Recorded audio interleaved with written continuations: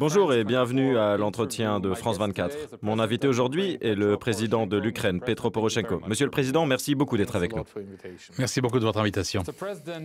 Monsieur le Président, le sommet de l'OTAN a été très dense, mais tous les regards sont déjà tournés vers Helsinki, où dans quelques jours, le président Trump tiendra un sommet avec le président Poutine. Vous avez rencontré le président Trump ici, à Bruxelles, et la grande question pour nombre d'observateurs, c'est la question de la Crimée.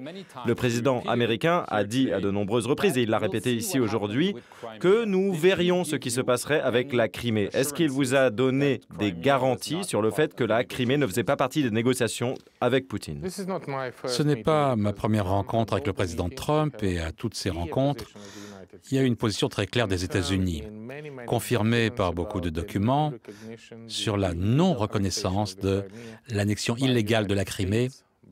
Cette position est celle des États-Unis, de l'OTAN, de l'Union européenne et par le monde entier. Aucun pays au monde ne reconnaît l'annexion de la Crimée parce que c'était une annexion illégale.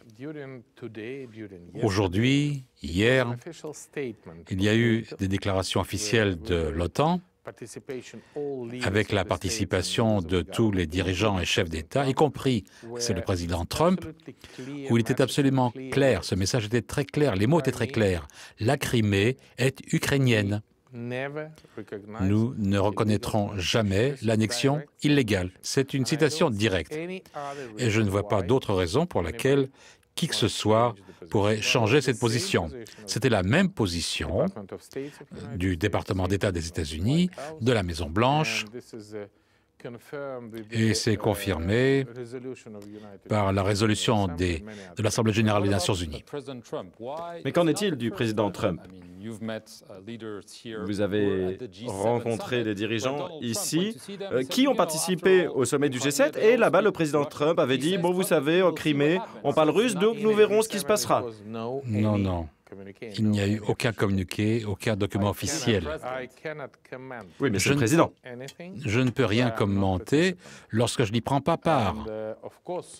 Bien sûr, nous avons une déclaration de l'ambassadeur américain en Ukraine qui m'a confirmé que la position officielle des États-Unis, confirmée par le président Trump, la Crimée est ukrainienne. Il vous l'a dit en face? Absolument, oui, à plusieurs reprises. Ici aussi? Absolument, oui, à plusieurs reprises. Mais ce n'est pas important ce qu'il a dit au cours d'une conversation privée ou ce qu'il a dit dans des négociations confidentielles. Ce qui est important, c'est ce que l'OTAN, sous la direction effective des États-Unis, fasse une déclaration officielle en tant que résultat de ce sommet. Et si on le lit, c'est absolument clair. N'essayons pas de chercher la petite bête. Vous n'êtes pas inquiet en ce qui concerne ce sommet de Helsinki, franchement? Non, honnêtement, j'ai une confiance totale que dans aucun pays du monde, on ne trouvera une occasion légale de reconnaître l'occupation de la Crimée comme étant une action légale, parce que c'est absolument un précédent dangereux. Ce serait la première fois depuis la Seconde Guerre mondiale, à la suite d'une agression militaire, c'est un crime militaire, tenterait de mettre la main sur un territoire étranger, peu importe que ce soit la Crimée, la Corse, la Sardaigne ou tout autre territoire. Donc vous n'avez pas de crainte? Je pense qu'il y a un comportement responsable et ça ne se produira pas. J'aimerais passer à une autre question. Mais si ça se produisait, ça serait un monde complètement différent, des actions complètement différentes et ce serait un désastre pour le monde entier. Et si, en théorie, cela pourrait se produire, ce seraient des violations brutales des engagements directs des États-Unis et de la France. Je suis absolument sûr que ça ne se produira pas. Donald Trump a également évoqué l'Allemagne. Et une question qui vous intéresse probablement, la question du projet de gazoduc Nord Stream 2, qui relierait directement la Russie à l'Allemagne. Et donc, il a dit, je cite, que l'Allemagne serait totalement contrôlée par la Russie. J'imagine que vous êtes contre ce projet parce qu'il contourne l'Ukraine. Est-ce qu'il a raison? Je n'aime pas l'idée de faire des commentaires sur le président Trump. Mais qu'en Ils ont pensez-vous? suffisamment de gens pour le faire. Je n'aime pas l'idée de faire de commentaires sur la chancelière allemande. Moi, je suis le président de l'Ukraine, un État souverain et indépendant. Mais quel est votre point de vue? Et notre position absolument claire a été publiée aujourd'hui. Numéro 1, Nord Stream 2 n'est pas un projet commercial, ça n'a rien à voir avec l'économie. C'est un projet politique? Absolument politique, qui diminue la compétitivité de l'économie européenne en tant qu'Union européenne entière. Et c'est la levée de, je ne sais pas combien, des dizaines de milliards de dollars pour absolument rien, parce que l'Ukraine a réservé des capacités pour le transfert du gaz russe vers l'Europe pour un volume qui dépasse à la fois Nord Stream 1, Nord Stream 2 et Turkish Stream. Donc c'est un projet politique pour que, l'Europe soit plus dépendante de la Russie. C'est un danger pour la sécurité énergétique et c'est un danger pour la compétitivité européenne. Et je suis entièrement d'accord avec les propos tenus par le président Trump sur la dangerosité de ce projet Nord Stream 2. J'aimerais passer à la situation dans l'est de l'Ukraine. Nombreux sont ceux qui estiment qu'il s'agit d'une forme de conflit gelé. Vous avez échangé sur cette question avec le président français, entre autres. Y a-t-il des espoirs concernant des avancées? Je sais que vous insistez sur la nécessité d'une mission de maintien de la paix des Nations Unies dans la zone, mais tout cela est bloqué. Y a-t-il une lueur d'espoir? Ce n'est pas moi qui insiste. Je le fais depuis 2014. C'est maintenant la position conjointe de tous les pays qui nous donne des garanties de sécurité. Pour répondre à vos questions, le point numéro 1, ce n'est pas un conflit gelé. Et je profite de l'occasion de cette interview pour le rappeler. En mai, nous avons perdu 17 soldats ukrainiens. En juin, nous avons perdu 25 soldats ukrainiens en un seul mois. Et depuis le début de l'année, ce sont 150 civils qui ont été tués ou blessés. C'est une véritable guerre à cause de l'agression russe sur l'est de mon pays. La Russie, ce n'est pas nous, c'est un territoire souverain ukrainien. Et les Russes ont envoyé des troupes pour tuer des Ukrainiens. Et les forces de maintien de la paix n'ont pas besoin de rétablir la souveraineté ukrainienne, on peut le faire par un processus politique.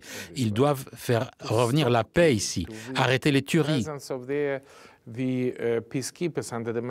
Et cette présence des forces de maintien de la paix sous mandat des Nations Unies peut nous aider à faire retirer les troupes russes de ce territoire, de faire retirer l'artillerie et les tanks russes.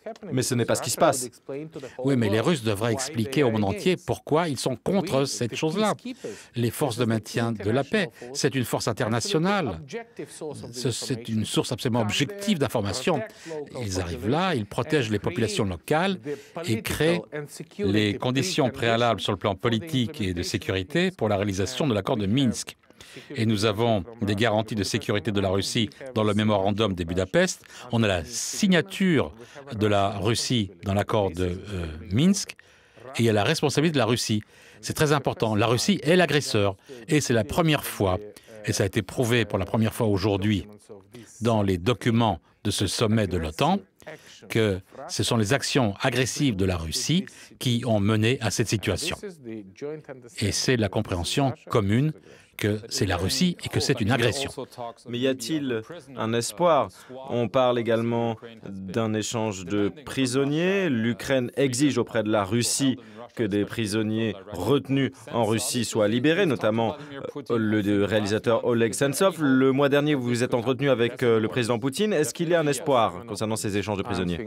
Oui, je suis optimiste. Je crois qu'il y a un bon espoir pour le maintien de la paix. Il y a un bon espoir pour la libération des otages ukrainiens.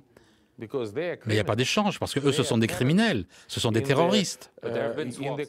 Oui, mais par le passé, il y a déjà eu des échanges. Dans un pays, dans un État de droit tel que l'Ukraine, c'est une cour de justice indépendante qui a pris des décisions contre les actions terroristes. Et en échange, en Russie, ils font des arrestations. Par exemple, Sentsov, simplement pour le fait, au Baloch, parce qu'il avait refusé d'accepter un passeport russe.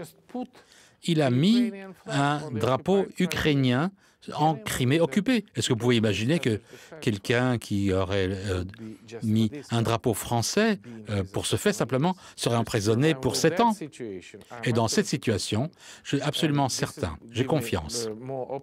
Et ça me rend encore plus optimiste parce que tous les dirigeants des États membres que j'ai rencontrés aujourd'hui, et ça dépasse plus de 15 pays, y compris le président Macron, j'ai beaucoup apprécié que le président de la République, Emmanuel Macron, connaisse les noms des prisonniers politiques ukrainiens en Russie.